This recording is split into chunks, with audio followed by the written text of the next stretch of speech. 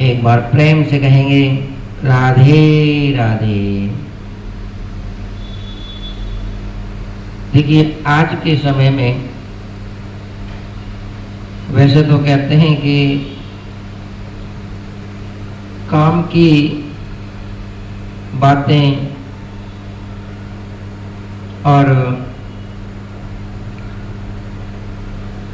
शास्त्र पुराणों से संबंधित जितनी भी जिज्ञासा है, आज के समय में लोग उनसे दूर भागते जा रहे हैं। जबकि शास्त्रों में और पुराणों में लिखा हुआ है, गुरु गोविंद दोऊ खड़े काके लागू पाए, बलिहारी गुरु आपने जो गोविंद दियो मिलाए। हमेशा ध्यान रखें कि ये शब्द नहीं है, ये साक्षात परमात्मा से जो बातें हमको गुरुओं के द्वारा पहुंचती हैं, वो चीजें हम संत ब्राह्मण गुरु आपको समझाते हैं। गुरु की महिमा क्या है? देखिए, आज बहुत सुंदर प्रसंग है, ध्यान से सुने। एक बार एक चोर चोरी करके भागते भागते एक सत्संग में जाकर के बैठ गया,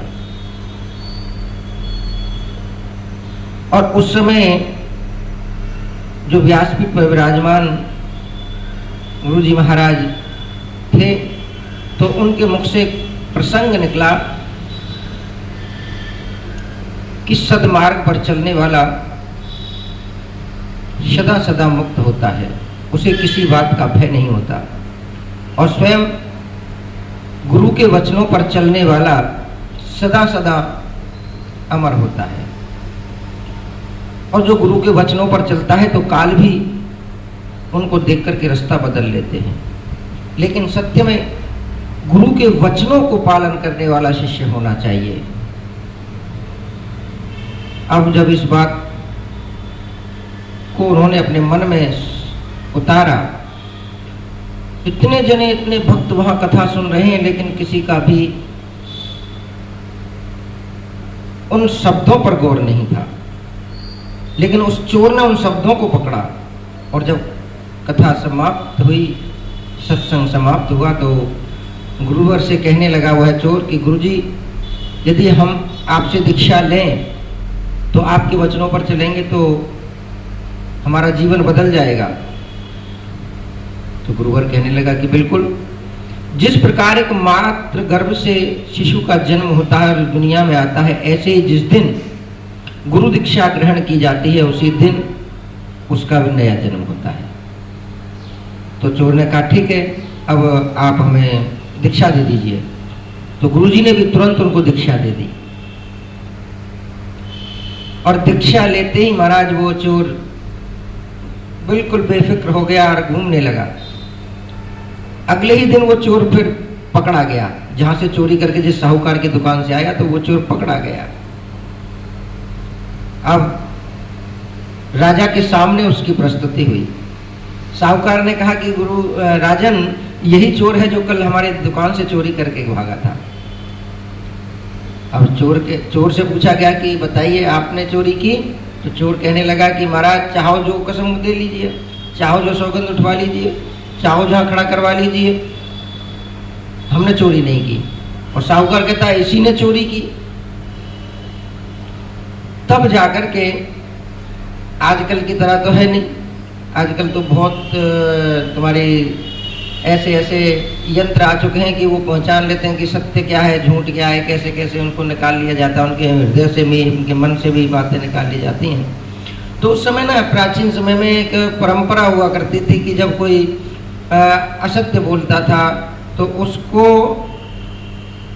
कोई ऐसा दंड दिया जाता था, यानी कि जैसे सलाखा गरम की और उसके हाथ पे रख दी और कहा कि 10 कदम चल के दिखा, यदि उसके हाथ नहीं जले तो वो एकदम ठीक है, वो सच है, सत्य उसकी रक्षा करता है। और पुराण भी कहते हैं कि सत्यम परमम धीमहि, और वेद पुराण भी कहते हैं ना कि तुम धर्म की रक्षा करोगे, धर्मो रक्षेति रक्षिता, तुम धर्म की रक्षा करोगे तो धर्म तुम्हारी रक्षा करेगा। अब चोर भी अपनी बात पे अड़ा रहा और साहूकार भी अपनी बात पे अड़ा रहा कि महाराज मैंने चोरी नहीं की, वो गए कि इसी ने चोरी की। अब फैसला कैसे हो? तो महाराज एक गरम सरिया, गरम सलाख, गरम बिल्कुल लाल लाल जब हो जाती है ना, तो उस पर एक पीपल का पत्ता बांध दिया गया, ऊपर से असूत बांध दिया और उसके हाथ में रखकर कहा कि आप 7 कदम चल करके बताओ और अभी भी मौका है, आप बता दीजिए। तो चोर कहता है कि महाराज मैं जिस किसी की भी आप कहो, मैं उसकी सौगंध लेके कहता हूं कि इस जन्म में मैंने चोरी नहीं की। अब तो महाराज चोर के हाथों में वो गरम गरम शिलाका रखी और वो आकर के देखो हुआ भी वही, वो हाथ में सलाखा लेकर के गरम गरम, और 10 कदम नहीं 7 कदम नहीं, वो 10 कदम 20 कदम चला और उसके हाथों को कुछ भी नहीं हुआ। तो चोर सत्य हो गया। तो राजा ने उस साहूकार को फांसी की सजा सुनाई। तो चोर कहने लगा कि महाराज ऐसा ना करें, ये साहूकार भी ठीक है। तो राजा कहने लगा ऐसे दोनों कैसे ठीक हो सकते हैं? कि महाराज मैंने चोरी कल की थी,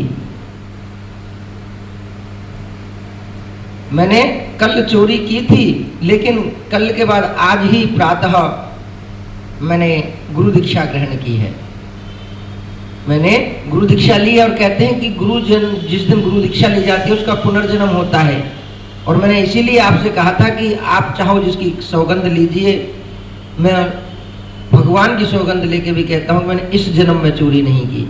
तो कल आज ही मेरा जन्म हुआ, इसलिए मैंने कहा कि इस जन्म में चोरी नहीं की।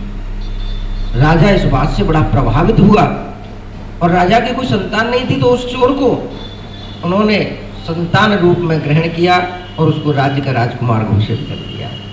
तो इसीलिए कहते हैं कि जो गुरु वचनों पर चले, गुरु बनाना आसान है।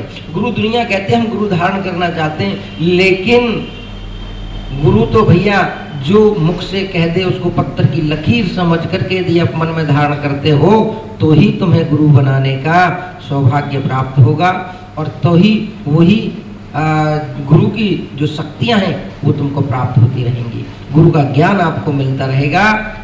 इसीलिए कहते हैं ना कि गुरु गूंगे गुरु बाबरे, गुरुओं के रहिए दास, और गुरु जो भेजे नरक में तो स्वर्ग की रखिए आस। एक बार प्रेम से बोलना पड़ेगा राधे राधे।